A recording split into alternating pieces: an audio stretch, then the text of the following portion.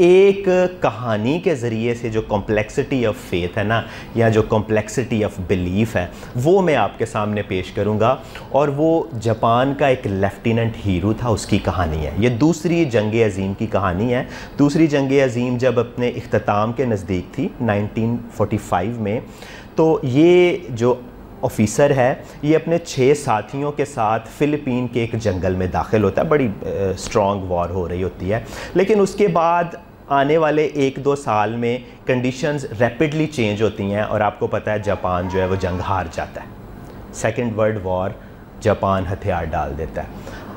इस ऑफ़िसर को कन्विंस करने की कोशिश की जाती है, लोग मैसेजेस भेजते हैं, इवन इस तक रीच करने की भी कोशिश करते हैं कि आपकी कंट्री ने हथियार डाल दिए, आप भी बाहर आ जाओ। ये कहता नहीं, हो ही नहीं सकता जापान जंग हार जाए, इट इज़ इम्पॉसिबल। उसके लिए दुनिया की सबसे बड़ी इम्पॉसिबिलिटी है कि जापान जो है वो जंग हार जाए।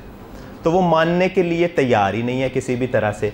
और जब वो मानने के लिए तैयार नहीं है तो वो अपने आप को हालते जंग में समझता है। तो वो समझता है लोग मुझे धोखा देने की कोशिश कर रहे हैं, डिसीव करने की कोशिश कर रहे हैं, तो जो उसकी मदद करने के लिए भी इवन आता है वो उनको भी मार देता है। फिर उसको न्यूज़पेपर्स भेजे जाते हैं, वो देखता है, उसको एक न्यूज़पेपर में एक स्पेलिंग मिस्टेक लगती है। वो कहता हो ही नहीं सकता न्यूज़पेपर में स्पेलिंग मिस्टेक हो, ये मुझे कन्विंस करने के लिए सिर्फ मेरे लिए एक कॉपी उन्होंने तैयार की है। रेडियो की अनाउंसमेंट्स सुनाई जाती हैं, उस वक्त आपको पता है रेडियो होता है, तो वो उसको भी मानने के, वो कहता है ये अनाउंसमेंट्स जो है ना, ये जो रेडियो का चैनल है ये सिर्फ मेरे लिए अनाउंस कर रहा है। Finally he never get convinced. और आपको पता है इस बात में कितना अरसा गुजर जाता है, 30 ईयर्स, 30 साल। लेकिन जो कन्विंस करने वाले हैं वो भी हिम्मत नहीं हारते। जापान का एक स्टूडेंट आप जैसा कहता है कि मैंने अपने मुल्क के बासी को वापस लाना है उस जंगल से। वो उस जंगल में जाता है और उससे फ्रेंडशिप करता है, दोस्ती करता है, और उससे पूछता है एक दिन कि इतने सारे शवाहद आपको दिए गए हैं, इतनी सारी टेस्टिमनीज आपके सामने रखी गई हैं, आप क्यों कन्विंस नहीं हो रहे? वो कहता है जब तक मेरा ऑफिसर आके मुझे नहीं कहेगा ना कि जापान जंग हार गया और हथियार डाल दो, मैं हथियार नहीं डालूंगा। मेरी ट्रेनिंग ही ऐसे हुई है। वो स्टूडेंट आता है वापस, डाटा निकालता है, अच्छा ये कौन सी रेजिमेंट का लेफ्टिनेंट है, इसका ऑफिसर कौन था। पता लगता है जो इसका ऑफिसर है ना, आजकल एक पुरानी किताबों की शॉप पे होता है, पुरानी किताबें बेच रहा है। उसको फाइंड किया जाता है, गवर्नमेंट भी इसमें इन्वॉल्व है, उसको फाइंड किया जाता है, उससे रिक्वेस्ट की जाती है, वो कहीं से अपनी पुरानी वर्दी ढूंढता है, अपना यूनिफॉर्म पहन के साथ जाता है उस जंगल में। हीरो उसको देखता है, उसको सलूट करता है, फिर वो उसको कहता है हीरो हम जंग हार गए हैं, हथियार डाल दो। उस वक्त हीरो जो है ना रोते हुए हथियार डालता है और बाहर निकलता है। लेकिन आप ये गौर करें, उसने अपनी ज़िंदगी के 30 साल उस जंगल में ज़ाया कर दिए, और सिर्फ यही नहीं, तकरीबन 30 लोगों को वो कत्ल भी कर देता है इस दौरानिए में, सिर्फ इस गलत फहमी में कि हम हालते जंग में है। तो ये कॉम्प्लेक्सिटी ऑफ बिलीफ है जिसको हम कहते हैं।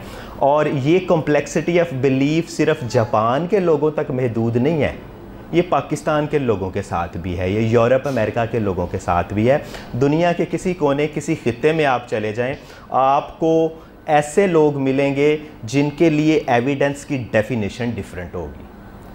क्या चीज़ उन्हें कन्विंस करती है, किस तरह से वो कन्विंस होते हैं, ये बड़ा डिफरेंट है। और यही चीज़ हम ना सिर्फ अपने ऑब्ज़र्वेशन से बल्कि स्क्रिप्चर से भी सीख सकते हैं। तो मेरे साथ एक हवाला निकालें, मुक़द्दस यूहन्ना की मार्फत लिखी गई खुदावंद यीशु मसीह की इंजील, उसका 20वां बाब और उसकी 24वीं आयत से लेकर 29वीं आयत तक। और यहाँ देखें कि जो कॉम्प्लेक्सिटी ऑफ बिलीफ है वो कैसे वर्क करती है।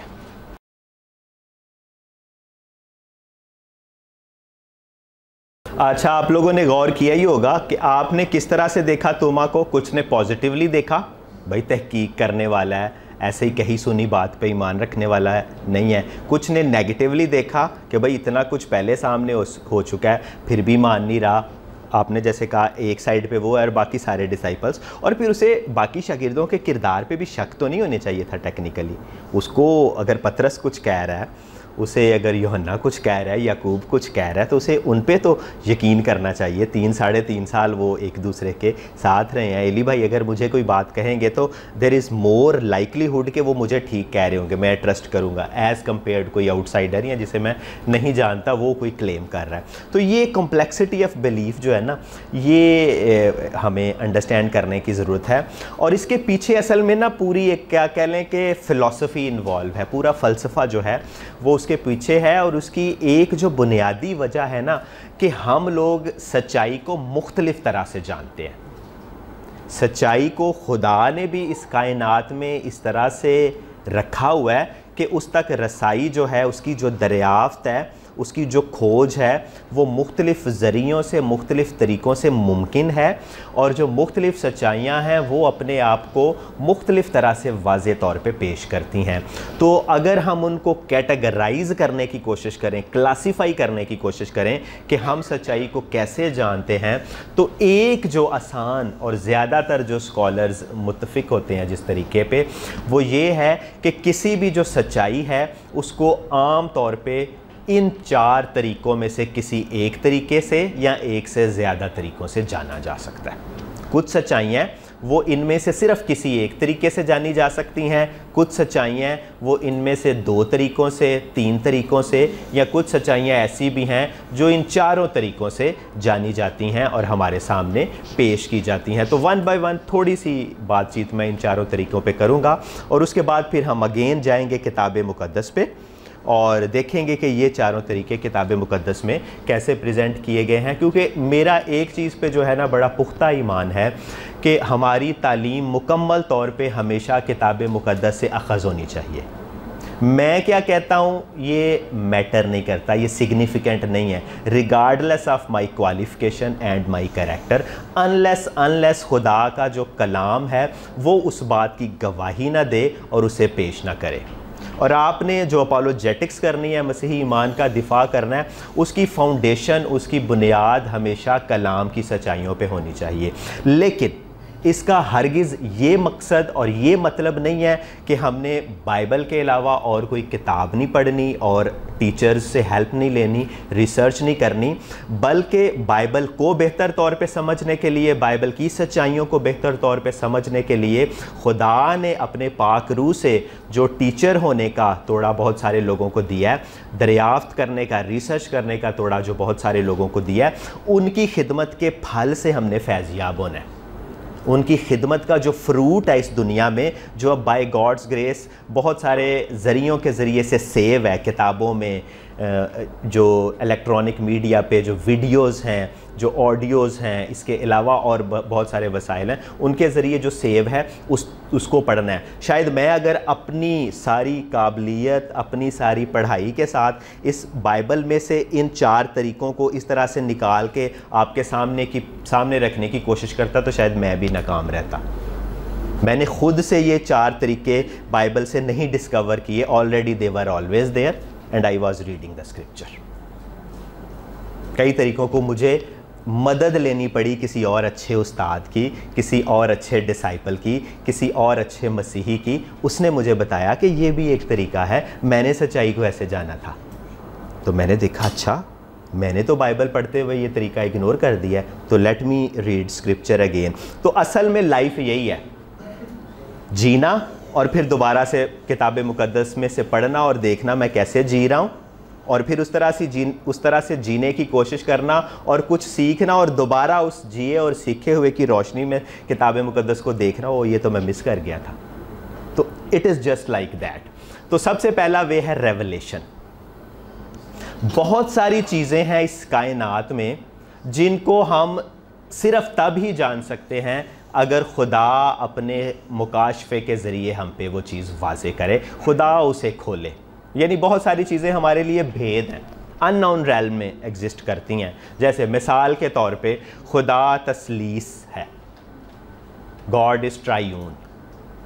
ये सच्चाई हम साइंस का जितना बड़ा मर्जी तजर्बा कर लें, अपनी जो 5 हिस्से हैं उनको चाहे परफेक्शन की हद के उस पार ले जाएं, हमारा जो अंदरून है, हमारे जो अंदर की आवाज़ है, चाहे हम उसको जितना मर्ज़ी क्रिस्टल क्लियर सुने, उसकी फ्रिक्वेंसी को हम नुक्ताए आगाज़ से नुक्ताए इख्तिताम समझने के काबिल हों, हम इस सच्चाई को तब तक नहीं जान सकते जब तक खुदा हम पे ये रिवील ना करे, हम पे जाहिर ना करे कि वो ट्राइयून गॉड है। नो अदर वे।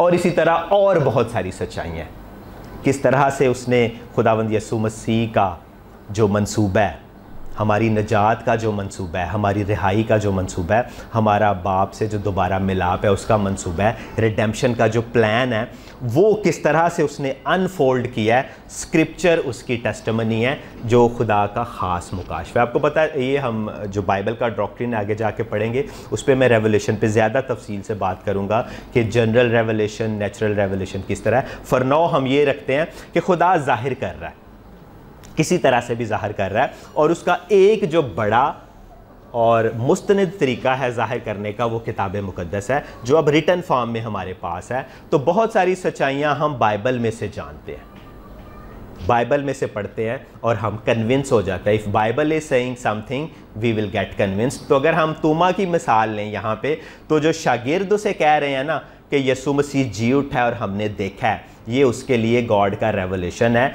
जो ह्यूमन टेस्टिमनी की फॉर्म में उस तक पहुंच रहा है। जैसे आज मत्ती, मरकस, लूका और यूहन्ना की ह्यूमन टेस्टिमनी की फॉर्म में हम तक खुदा का मुकाशफा पहुंचा है, जिसमें यीशु मसीह के जी उठने की गवाही है। तो हम एग्जैक्टली तूमा की तरह ही हैं। तूमा को भी शायद मत्ती, यूहन्ना, पतरस बता रहे थे, और हमें भी मत्ती, मरकुस, लूका और यूहन्ना बता रहे हैं क्या यीशु मसीह जी उठा है।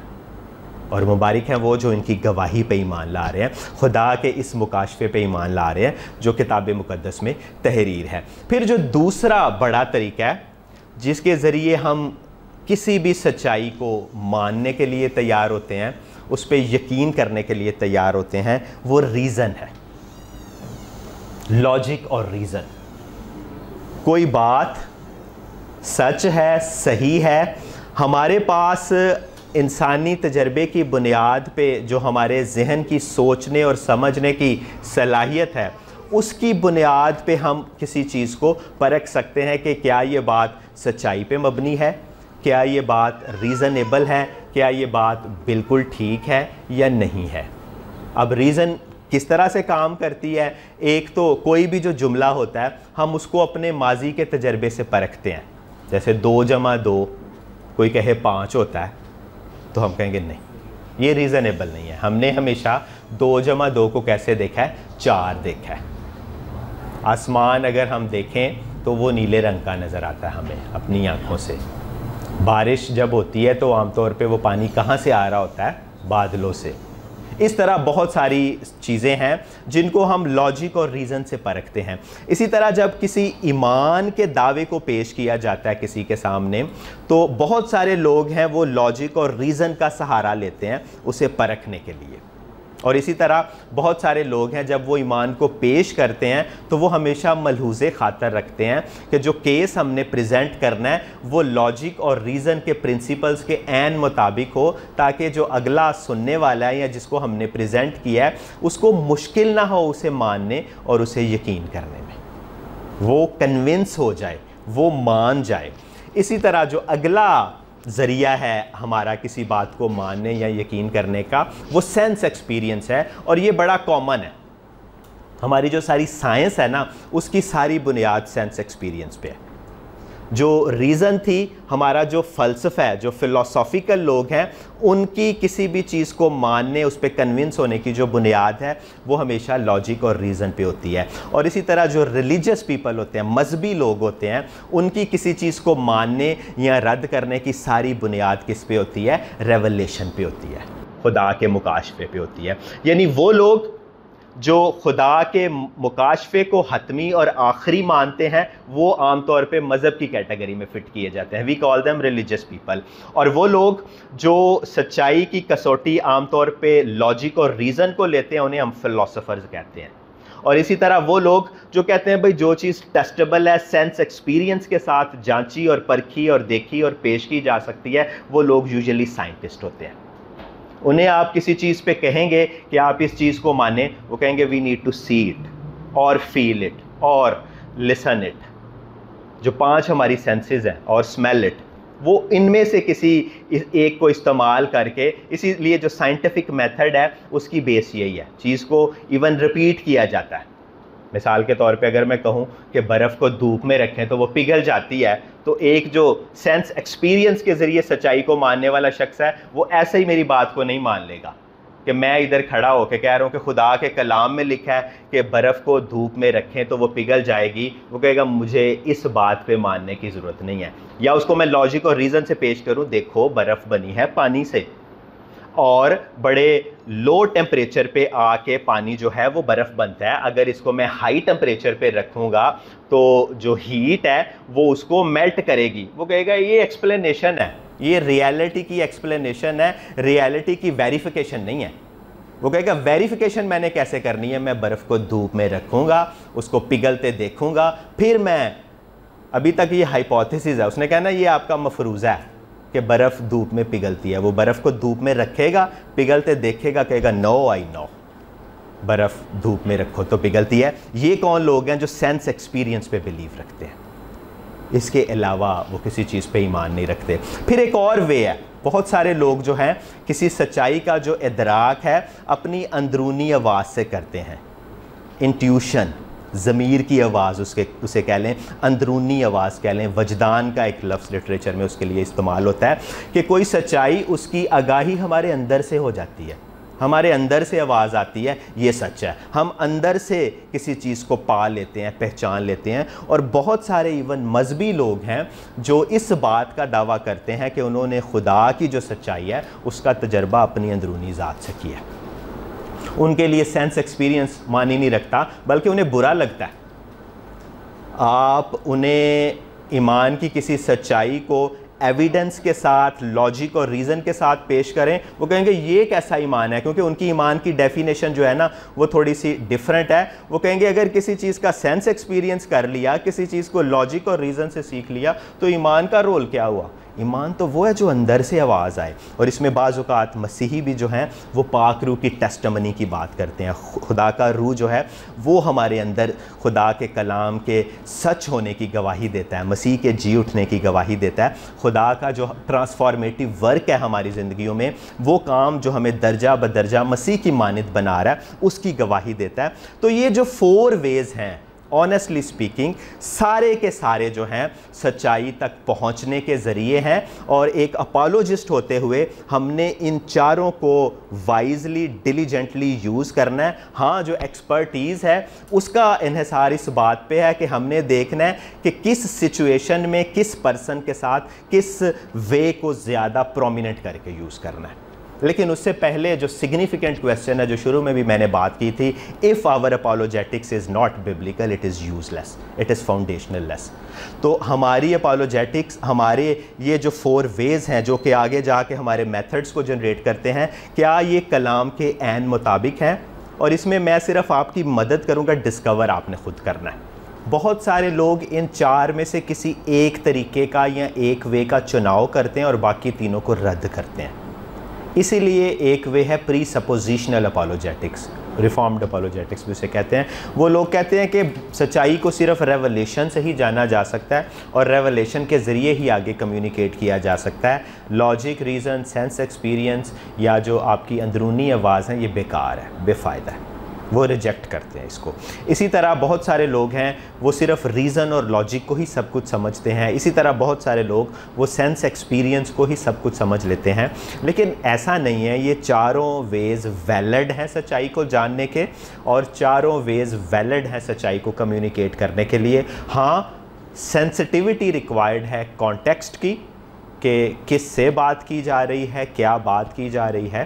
तो लेकिन यहाँ पे मोस्ट सिग्निफिकेंट जो पॉइंट है वो ये है कि ये जो चारों वेज़ हैं ये किस तरह से खुदावंद यसू मसीह ने यूज़ किए अपने इंटरेक्शंस में। यसू मसीह जब इंटरेक्ट करते हैं यहूदियों के साथ, फ़कीयों फरीसियों के साथ, ईमानदारों के साथ, गैर ईमानदारों के साथ, मुख्तलिफ़ लोगों के साथ, तो वो किस तरह से इन चारों अप्रोचेस को यूज़ करते हैं। तो ये जो स्लाइड है ना बड़ी सिग्निफिकेंट है। इस स्लाइड पे 1 घंटा भी हम लगा सकते हैं, लेकिन अभी हम इसको क्विकली गो थ्रू करेंगे।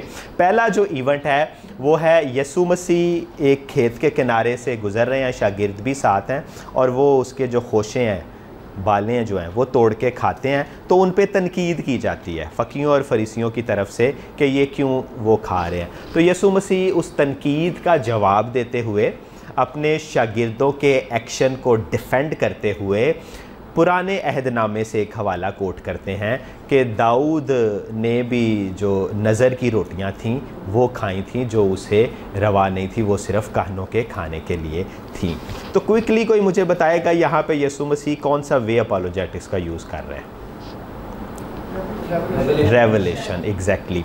शागिर्दों का एक एक्शन है जिस पे एतराज़ किया गया है, ऑब्जेक्ट किया गया है। यीशु मसीह शागिर्दों के डिफेंस के लिए खड़े होते हैं। He defends the action of his disciples, और उस डिफेंस में वो एक हवाला पेश करते हैं जो पुराने अहदनामे में से, यानी खुदा के कलाम में से हवाला है, जिसको यहूदी इल्हामी मानते हैं। तो यीशु मसीह अपोलोजेटिक्स कर रहे हैं। कौन सी अपोलोजेटिक? Pre suppositional. और भी बहुत सारी ऐसे मिसालें हैं, मैंने सिर्फ एक जो केस है वो लिया है। अगला हवाला बड़ा सिग्निफिकेंट है। वहाँ पे यीशु मसीह के जो बड़े बड़े काम है ना, उन पे एतराज़ किया जाता है, यीशु मसीह पे एतराज़ किया जाता है, और कहा जाता है ये बल्ज़बूल की मदद से जो है बदरूहों को निकालता है। वहाँ पे यीशु मसीह उनको जवाब देते हैं और कहते हैं, पहले एक बात कहते हैं, वो ये कहते हैं यीशु मसीह कि अगर एक बादशाही है उसमें फूट पड़ जाए तो वो बादशाही कायम नहीं रह सकती, इसलिए शैतान को नहीं निकालेगा। फिर एक और बात कहते हैं, मैं टेक्निकल वर्ड अवॉइड कर रहा हूँ इंटेंशनली। दूसरी बात जो यीशु मसीह कहते हैं कि अगर मैं उसकी मदद से निकालता हूँ तो और लोग भी हैं, तुम्हारे बेटे हैं बहुत सारे जो बदरूहों को बाज़ औक़ात निकालते हैं, तो वो किसकी मदद से निकालते हैं? यहाँ यीशु मसीह कौन सा वे यूज़ कर रहे हैं? नो। कितने लोग कहते हैं रीज़न पेश कर रहे हैं? Very good. यहाँ पे जो दोनों दफ़ा मैंने वर्ड अवॉइड किया था, यीशु मसीह आर्ग्यूमेंट पेश कर रहे हैं। यीशु मसीह ने पहला आर्ग्यूमेंट पेश किया अपने एक्शन के डिफेंस में कि बादशाही जिसमें फूट पड़ जाए वो कायम नहीं रह सकती, इसलिए शैतान अपने आप को नहीं निकालेगा। ये लॉजिकल बात है।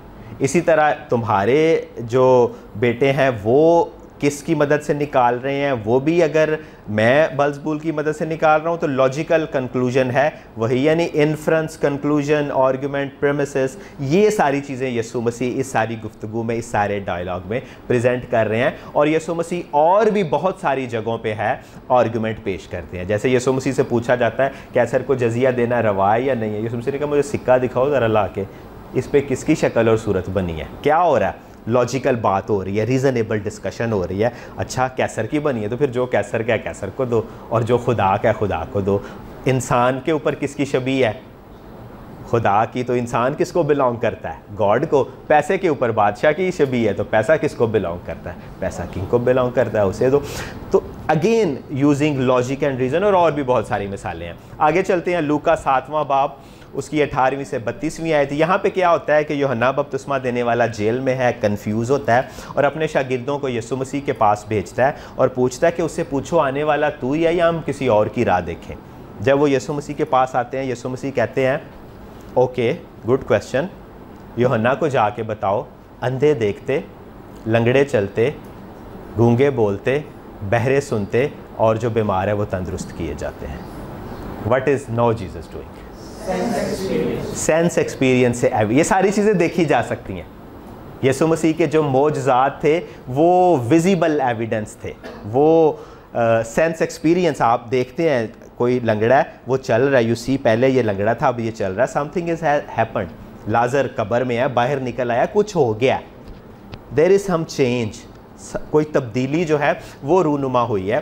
तो यीशु मसीह बारहा जो सेंस एक्सपीरियंस है उसको एज एन एविडेंस, उसको सच्चाई के दिफा के लिए और सच्चाई को प्रेजेंट करने के लिए पेश करते हैं। आखिरी हवाला उस पर चलते हैं, यूहन्ना 10वां बाब 22वें से 28वें। ये भी एक लंबी गुफ्तगू है यीशु मसीह की यहूदियों के साथ जो तनकीद करने वाले हैं, ख़ास तौर पे उनके साथ, फ़कीयों और फरीसियों के साथ। और यीशु मसीह फाइनली फिर उन्हें डांटते हैं और कहते हैं कि तुम लोग मेरी भेड़ें नहीं हो, मेरे लोग नहीं हो, इसलिए कि जो मेरी भेड़ है वो मेरी आवाज़ को सुनती है। You do not listen me and you do not believe me. अब यहाँ पे जो भेड़ मेरी आवाज़ को सुनती है, ये फिज़िकल वॉइस की बात नहीं हो रही, ये किसकी बात हो रही है?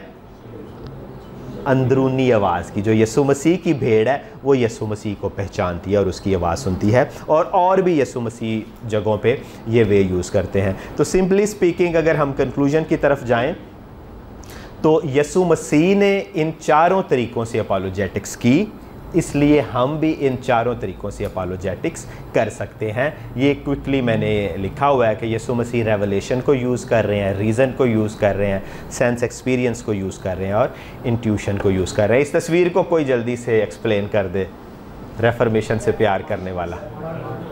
लूथर 95 थेसिस को जो है लगा रहा है और ये अपोलोजेटिक्स का एक टर्निंग पॉइंट है।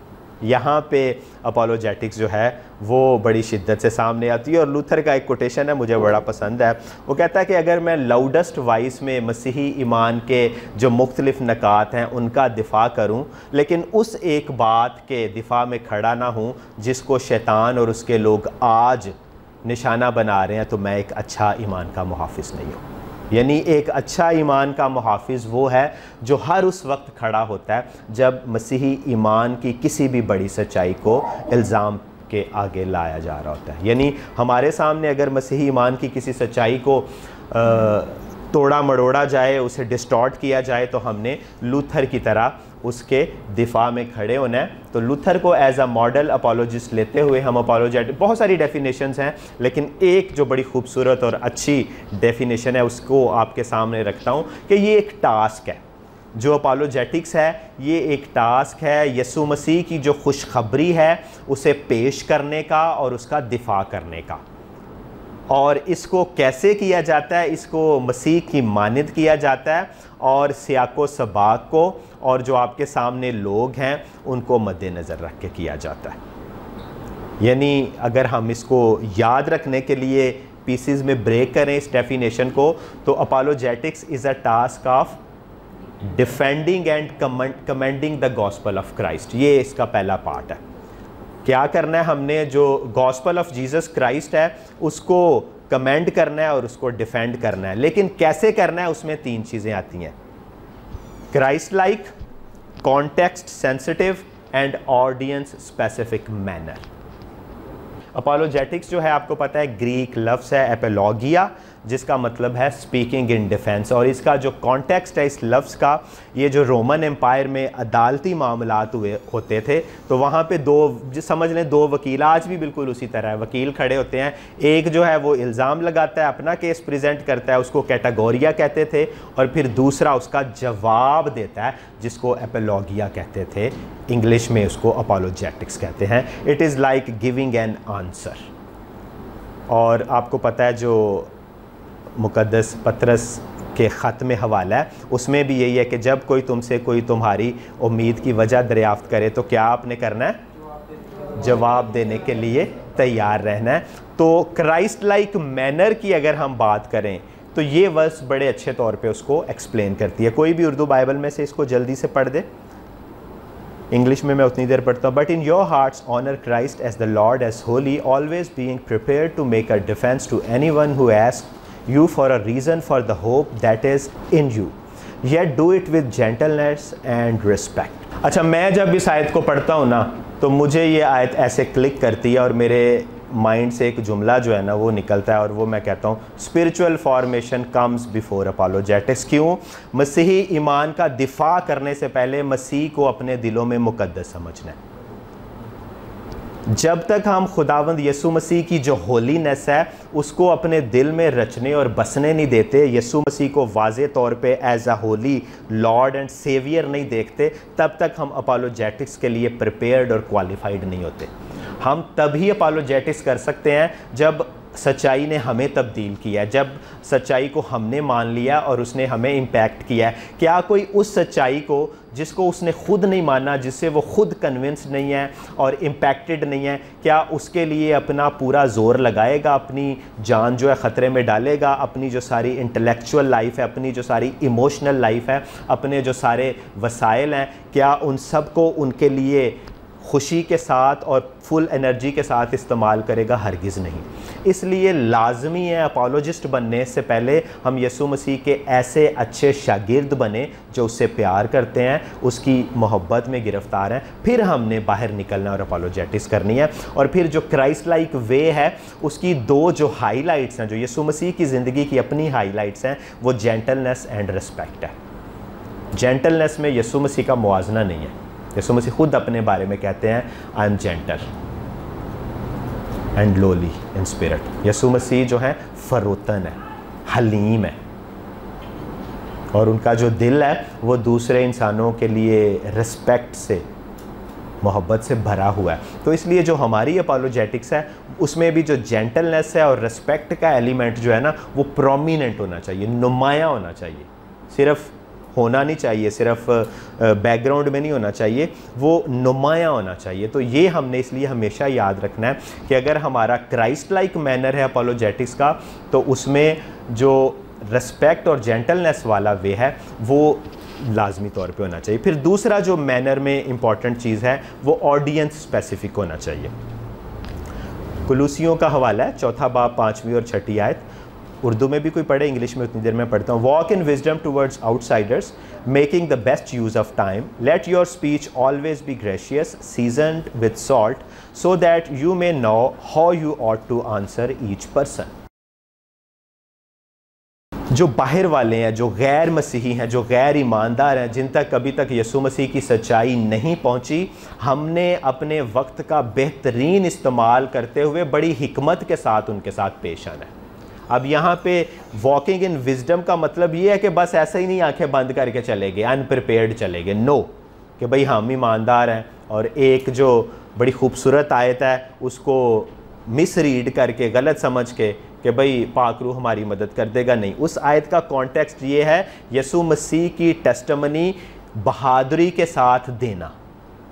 वो जो आयत है ना कि आपको परेशान होने की ज़रूरत नहीं है, जहाँ ज़रूरत होगी खुदा का रूह आप खुद ही आपकी मदद करेगा, आपको बताएगा क्या कहना है। उसका कॉन्टेक्स्ट है इज़ार रसानी के कॉन्टेक्स्ट में स्पेसिफिकली, जहाँ पे डिफ़िकल्ट है यीशु मसीह की गवाही देना, खड़े होना, वहाँ स्पिरिट आपको एज एम्पावर्ड विटनेस प्रेजेंट करेगा। वहाँ आप बहादुरी के साथ कि मैं यीशु मसीह का शागिर्द हूँ। पोलीकार्प की तरह आप समझ लें कि बड़े मजमे के सामने जो रेडी है आपको मारने के लिए, कह सकेंगे कि I am disciple of Christ. कहा जाएगा इनकार करो, आप कहोगे उसने मेरा कभी इनकार नहीं किया, मैं उसका आज कैसे इनकार कर दूं। दैट इज़ दैट करेज जो वर्स वहाँ पे बात कर रही है। लेकिन पतरस की जो पिछली वर्स है और पालूस की ये आयत कोलोसियंस में, यहाँ पे विजडम को अपनाने की बात की गई है, प्रिपेयर्डनेस की बात की गई है कि हमने आगाह होना है कि हम किन लोगों से बात कर रहे हैं, ये किस सच्चाई को किस तरह से समझते हैं। और इसकी जो एक बड़ी खूबसूरत मिसाल है वो हमें अमाल 17 बाब में मिलती है पालूस की। पालूस एथेने शहर में जाता है और गौर कीजिएगा बुतों को देखता है और वहाँ बड़ा अच्छा जुमला लिखा है, उसका जी जल गया। जी जल गया का क्या मतलब है? वो अपने हार्ट में पेन फील करता है। बुत ही बुत, he is lover of God, और गॉड को किसी इंसान की लाइफ में रिप्लेस किया जाए किसी और चीज़ से, वो तो इस सिचुएशन में है कि उसके लिए मरने का मकाम है। लेकिन अब देखिएगा उसका ऑडियंस स्पेसिफिक होना, जब वो उधर खड़ा होता है उनसे बात करने के लिए, उसका दिल किस बात से टूटा हुआ है? सीइंग सो मैनी आइडल्स, इस बात से टूटा हुआ है। और इसी बात में वो उनकी तारीफ़ करता है कि मैं आप लोगों को बड़ा मजहबी देखता हूँ, आप लोग जो इतने देवताओं की इबादत कर रहे हो, आप तो बड़े मजहबी लोग हो। ऑल्दो इस सच्चाई के साथ उसका दिल टूटा हुआ है, लेकिन ऑडियंस के साथ कनेक्ट करने के लिए उनकी मोहब्बत में वो उसी चीज़ में उनको अप्रिशिएट कर देता है।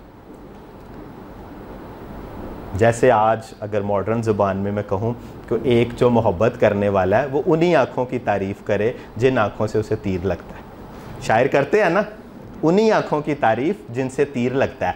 तो बिल्कुल Paul what he is saying कि जिस चीज़ में वो हार्ट ब्रोकन है, ये लोग इतने बुत परस्त हैं, बुत बुत खुदा को रिप्लेस किया हुआ है अपनी लाइफ में, लेकिन उनसे कनेक्ट करने के लिए you are very religious people, आप बड़े मजहबी लोग हो, इतने खुदाओं की इबादत करते हो, और एक जो आपका खुदा है, एक जो मैंने देखा है टेम्पल जिसमें लिखा हुआ है नामालूम खुदा के लिए मैं उसकी खबर देता हूँ। अगर वो सिर्फ इमोशंस पे चलता ना तो उसने आते ही अपने और अपने ऑडियंस के दरमियान एक दीवार खड़ी कर देनी थी। आप तो बुत परस्त लोग हो, मेरा दिल टूटा हुआ है बुतों को देख के। और ये बिल्कुल सच्ची बात थी, ये सच्चाई थी, उसका दिल भी टूटा हुआ था और ये लोग भी बुत परस्त थे। लेकिन उसने दीवार नहीं खड़ी की, उसने एक ब्रिज बनाया।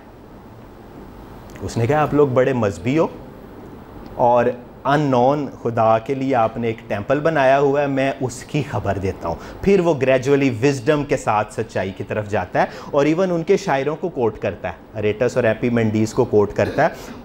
ऑल दो कि वो किसी और कॉन्टेक्स्ट में बात कर रहे थे, लेकिन उनकी बात को ब्रिज बनाने के लिए कोट करता है कि आप भी खुदा को ऐसे देखना चाहते हो, आप भी अपने आप को खुदा की नस्ल होने के तौर पे प्रेजेंट करना चाहते हो, आप भी खुदा को ऑल इन ऑल देखना चाहते हो, लेकिन आप देख नहीं पा रहे इसलिए कि आपका व्यू ख़राब है। और वहाँ पे फिर वो यीशु मसीह के जी उठने की खबर उन्हें देता है। तो ऑडियंस स्पेसिफिक होना विजडम के साथ बड़ा इंपॉर्टेंट है। और अमाल 17 को भी आमतौर पर ना हम लोग ना बड़े पिक एंड चूज़ करने वाले लोग हैं, एक वर्स को, एक हवाले को चूज़ करते हैं और बाकी कॉन्टेक्स्ट को निगलेक्ट करते हैं। अमाल 17 को भी अगर हम शुरू से पढ़े ना, ये एथन वाले हवाले से, यीशु मसीह पहले इबादत खाने में जाता, पौलुस जो है वो पहले इबादत खाने में जाता है और स्क्रिप्चर के साथ, यहूदियों के साथ रीज़न करता है उन्हें यीशु मसीह के जी उठने की खबर देने के लिए। वहाँ वो एथन के बुतों की तारीफ़ नहीं करता, वहाँ वो लॉजिक और रीज़न की ज़्यादा बात नहीं करता, वहाँ वो स्क्रिप्चर से यहूदियों को केस प्रेजेंट करता है। तो विजडम के साथ ऑडियंस को देखना है कि ये कौन लोग हैं, किस तरह की बात को मानेंगे, फिर अपनी गुफ्तगू को ग्रेशियस और सीजनड विद सॉल्ट करना है। नमकीन का क्या मतलब है, एक मौजू मिकदार होनी चाहिए नमक की खाने में। अगर खाने में नमक बहुत ज़्यादा होगा फिर भी वो बेकार है, बिल्कुल नहीं होगा फिर भी उसको खाना जो है वो दुश्वार है। तो एक मौजू मिकदार नमक की का मतलब ये है कि आपकी गुफ्तगू ऐसी होनी चाहिए जिसमें दूसरे शख्स की ज़रूरत के ऐन मुताबिक उसकी इंटरेस्ट, उसकी अंडरस्टैंडिंग, उसकी काबिलियत के मुताबिक आपने मवाद और कम्युनिकेशन उसको प्रेजेंट करनी है। और इसके लिए बड़ा लाजमी है कि आप इतने वेल क्वालिफाइड और स्किल्ड हों कि हर एक को जवाब देना आपको आ जाए। तो audience specific manner in apologetics हम डेवलप कर सकते हैं। इसी तरह फिर कॉन्टेक्स्ट सेंसिटिव मैनर होना चाहिए। कुछ कॉन्टेक्स्ट कुछ चीज़ हमसे डिमांड करते हैं और कुछ और कॉन्टेक्स्ट जो हैं हमसे कुछ और डिमांड करते हैं। और यहाँ पे जो दुनिया का सबसे अक्लमंद इंसान है उसने जो किताब तहरीर की अमसाल, उसमें ये 2 आयात इकट्ठी पड़ी हुई हैं। और अगर हम किसी क्रिटिक की नज़र से बाइबल को देखें तो कहेगा बाइबल में ना बड़ी कॉन्ट्राडिक्शंस हैं। उससे पूछें भाई कोई मिसाल दे दो, वो कहेगा यही मिसाल देख लो। पहली आयत लिखी है जी, When arguing with fools, don't answer their foolish arguments। और दूसरी आयत लिखी है, When arguing with fools, be sure to answer their foolish arguments। अब मुझे बताओ ये कॉन्ट्राडिक्शन नहीं है तो क्या है? ये क्लियरेस्ट एग्जाम्पल है कॉन्ट्राडिक्शन की, बट नो। इसी आयत का दूसरा हिस्सा पढ़ने वाला पढ़ ले और फिर अगली आयत का भी दूसरा हिस्सा पढ़ ले तो कॉन्टेक्स्ट बदल जाता है। पहला कॉन्टेक्स्ट क्या है? कब शरीर को जवाब नहीं देना, जब आप उसे जवाब देते हुए खुद भी शरीर बन रहे हो, खुद भी अहमक बन रहे हो, खुद भी हमाकत कर रहे हो, खुद भी बेवकूफ़ी कर रहे हो। तो अहमक को उसकी हमाकत के मुताबिक जवाब ना देने वाली सिचुएशन वो होती है जब जवाब देते हुए आपको हमाकत का सहारा लेना पड़े। हमारे लोग, हम ना कल्चर ओरिएंटेड है ना, ब्रदर ज़्यादा डिटेल से बात भी करेंगे कल्चरल अपोलोजेटिक्स की। तो हम पे अपना पाकिस्तानी कल्चर इस तरह का छाया हुआ है, हम भी वही वोकैबुलरी यूज़ करते हैं, वही तरीके यूज़ करते हैं। हम कई दफ़ा कहते हैं हमने भी ऐसे जवाब देना है, हमने भी ये कर देना है, हम खामोश हैं, हम ये कर सकते हैं। तो ये हमारे कल्चर ने हमें सिखाया, लेकिन बाइबल हमें ये नहीं सिखाती। बाइबल कहती है कि कभी भी बुराई के ज़रिए बुराई पे गालिब नहीं आना, हमेशा नेकी के ज़रिए उस पर गालिब आना है या फिर बुराई को छोड़ देना। यहाँ पे ये आयत भी ये कह रही है कि अगर आपको जवाब देने के लिए शरीर और अहमक और बेवकूफ़ की तरह बनना पड़ता है तो ना जवाब दो, खामोश रहो। लेकिन हर वो सिचुएशन जहाँ पे जो अहमक है वो अपनी हमाकत आपके सामने पेश करे और अपनी नज़र में अक्लमंद बन के जाने लगे, तो वो एक अपॉर्चुनिटी है कि आपने उसे रियलाइज़ कराना है कि he is not wise person. कि वो अक्लमंद नहीं है, वो दुरुस्ती पे नहीं है, वहाँ पे आपने उसे हिकमत के साथ उसकी जो हमाकत है उसको वाजे करना है। यहाँ पे आपने अक्लमंदी के साथ ऐसा जवाब देना है कि उसकी जो हमाकत है उस पे वाजे हो जाए। और रिलीजन में, अपोलोजेटिक्स टॉक्स में, डिबेट्स में, डिस्कशंस में ऐसी सिचुएशंस बारहा आती हैं जहाँ पे आपने चूज़ करना है डोंट आंसर का और बी श्योर टू आंसर का। जहाँ पे डोंट आंसर को हम फॉलो करने में फेल होते हैं, इसकी मेजर रीज़न ह्यूमन प्राइड है। हमें लगता है हमें बहुत कुछ आता है, हम बड़े माहिर हैं, तो इसलिए हम लाजमी हर सवाल का जवाब देने की कोशिश करते हैं, हर ऑब्जेक्शन को एड्रेस करने की कोशिश करते हैं, लाजमी हम जवाब देते हैं। यहाँ पे मुझे डेलस विलर्ड की एक बात याद आती है। Dallas Willard was a philosopher, a very good philosopher. तो एक दिन वो अपनी क्लास में ऐसे स्टूडेंट्स के साथ डिस्कशन कर रहा होता है और एक स्टूडेंट थोड़ा सा हार्श होता है, हार्शली उससे सवाल भी पूछता है और कमेंट करता है, और फाइनली वो जो कहता है डेलस विलर्ड उसको कहता है थैंक यू, और क्लास ख़त्म होती है, बाहर आ जाता है। तो उसका एक और स्टूडेंट जो उसका क्लोज़ फ्रेंड भी होता है वो पूछता है कि आप बड़ा सख्त जवाब भी उसे दे सकते थे, एंड पे भी उसको चुप करा सकते थे, आपने उसको एंड पे भी बोलने दिया। तो डेलस विलर्ड कहता है आजकल ना मैं एक रूहानी मश्क कर रहा हूँ, एक स्पिरिचुअल डिसिप्लिन की प्रैक्टिस कर रहा हूँ, और वो स्पिरिचुअल डिसिप्लिन ये है letting other have the honour of having last word, कि जो आखिरी बात है, आखिरी जुमला दूसरा कर ले, मैं खामोश रहूँ। तो कहता मैंने उसको वो ऑनर दिया है क्योंकि मैं वो स्पिरिचुअल डिसिप्लिन। तो क्या हम ये स्पिरिचुअल डिसिप्लिन प्रैक्टिस करते हैं कि आखिरी बात दूसरा कर ले? हम में से हर एक की ये ख्वाहिश होती है आखिरी बात मैं ही करूं, केस मैं ही क्लोज करूं और मैं एंड इसी पे करूं, मैं जीत गया हूं, आप हार। मैंने कई डिबेट्स पाकिस्तान में ऐसे देखी है जो अपोलोजिस्ट का मेन फोकस सच्चाई को प्रेजेंट करने, आर्ग्यू देने के लिए नहीं है, एक बात को असर्ट करने के लिए मैं जीत गया हूं डिबेट आज की। वो सेंटर में जाके इस बात पे शुरू हो जाते हैं, भाई मैंने जो बातें की हैं आप उनका जवाब नहीं दे सकते, मैं डिबेट जीत गया हूं। What is this? नो, कई दफ़ा खामोश रहें। लेकिन जो दूसरा एलिमेंट है उसको भी माइंड में रखना है। मसीही ईमान जो है सच्चाई पे मबनी है, इसकी जो सच्चाई हैं वो लॉजिक, रीज़न, फ़लसफ़े हर एक तरह से साबित शुदा हैं और उनको आपने प्रेजेंट करना है। आपने हर उस फोरम पे जहाँ पे खुदा की जो ग्लोरी है वो स्टेक पे है, वहाँ आपने बोल्डली स्टेट करना है और बोलना है कि खुदावंद यीशु मसीह वाकई जी उठे हैं, उसकी कब्र खाली है। ये बात लॉजिक और रीज़न के ऐन मुताबिक है, एविडेंसेस है इसके पास, मसीहियत जो है वो मुकम्मल सच्चाई पे मबनी है। तो फूल्स को अपनी बात करके बाज़ औक़ात नहीं भी जाने देना। यहाँ पे जो एक डिफ़िकल्टी है उसको मैं अभी एड्रेस कर दूँ।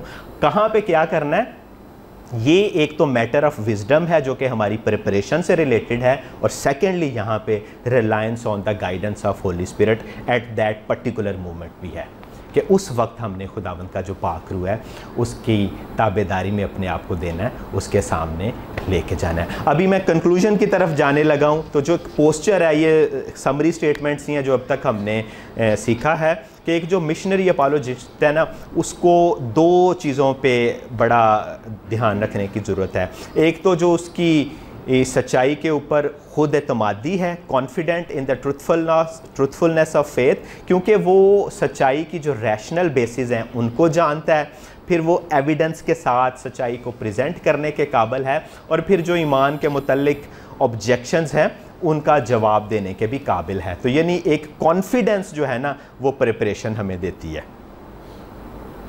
इसी तरह जो एक अपोलोजिस्ट है उसकी जो तैयारी है वो उसे एक फ्लुएंस भी देती है, वो रवानी के साथ ईमान से मुतल्लिक जो गुफ्तगू हैं उनको उनमें एंगेज हो सकता है, क्योंकि उसको अपोजिट जो व्यू पॉइंट्स हैं उनका पता होता है, जो डाउट्स हैं, जो क्वेश्चंस हैं उनका पता होता है, और फिर वो इस चीज़ में भी माहिर है कि किस तरह से गॉस्पल को असेसिबल और रेलेवेंट तौर पे पेश कर सके। तो अभी इन चीज़ों को अगर हम पाकिस्तानी प्रैक्टिस में, पाकिस्तानी कॉन्टेक्स्ट में प्रैक्टिस में पुट करने की कोशिश करें तो हमें पता होना चाहिए कि हमारे कॉमन क्वेश्चंस क्या हैं जो हमसे पूछे जाते हैं, हमने अप्रोचेस को अच्छे तौर पे समझना है, हमने मसीह की तरह अपोलोजेटिक्स करने को समझना है, ऑडियंस स्पेसिफिक, कॉन्टेक्स्ट सेंसिटिव होने को समझना है, तभी हम इन सवालों के जवाब दे सकेंगे। बहुत सारे हमारे पास रिसोर्सेज हैं बाय गॉड्स ग्रेस, किताबें अवेलेबल हैं, वेबसाइट अवेलेबल हैं, नदीम भाई जैसे, एले भाई जैसे, शहबाज भाई जैसे, विशाल भाई जैसे, बिल भाई जैसे हमारे पास लोग अवेलेबल हैं जो हमें मदद कर सकते हैं कि हम तैयार हो सकें मसीही ईमान का दिफा करने के लिए। तो हमने इन वसाइल को, ये गॉड के गिफ्ट्स हैं आपके लिए, these are not just coincidences और चांसेस और lucky things. These people, these books, these websites are actually God ordained, God की प्रोविडेंशियल केयर में इस जनरेशन में राइटली इस टाइम पे आप लोगों के लिए गिफ्ट्स हैं। और फिर उससे अगली जो इनकरेजिंग बात है, you can be gift of God for many people. आप बहुत सारे लोगों में, बहुत सारी ज़िंदगियों में खुदा का तोहफ़ा बन सकते हैं। आप उन तक मसीही ईमान को पहुंचा सकते हैं, खुशखबरी को पहुंचा सकते हैं, उनकी मदद कर सकते हैं, फिर ख़ुद इक्विप हो सकते हैं, अच्छे अपोलोजिस्ट बन सकते हैं। तो विद दिस आई क्लोज, लेकिन क्लोजिंग पे भी मैं आपको एक कोट और एक तस्वीर के साथ करूँगा। There is enough light for those who only desire to see and enough obscurity for those who have contrary disposition. जो सीखने के मुतलाशी हैं ना, उनके लिए हमेशा इतनी रोशनी होती है कि वो देख लें, और जो सिर्फ तनकीद बराए तनकीद करते हैं ना, उनके पास हमेशा इतना अंधेरा होता है कि वो किसी चीज़ को इग्नोर कर लें। तो देखें, आपने रोशनी वाले बनना है और अंधेरे वाले बनना है, और फिर इन दोनों को किस तरह से डील करना है। और जो रोशनी है वो यीशु मसीह देते हैं, जिस्मानी भी और रूहानी भी। जिस तरह यीशु मसीह ने इस अंधे की आंखें खोली थी, इस तरह यीशु मसीह जो रूहानी तौर पे अंधे लोग हैं उनकी आंखें भी खोल सकते हैं। और वहाँ यीशु मसीह ने अपना सलाइवा और थोड़ी सी मिट्टी इस्तेमाल की थी, तो हम भी मिट्टी से बने हुए हैं। यीशु मसीह हमें भी इस्तेमाल कर सकता है, सिर्फ उसका टच चाहिए। उसका एक टच हो, उसके हाथों में सिनी हुई मिट्टी जो है ना, अंधे की आंखें खोल सकती है। तो यीशु मसीह के अगर हम हाथों में हैं, थोड़ा सा हम यीशु मसीह को इजाज़त दें कि वो हमें ट्रांसफॉर्म करे, हमें इक्विप करे, हमें यूज़ करे, तो हम बहुत सारी ज़िंदगियों में तब्दीली ला सकते हैं और रोशनी ला सकते हैं।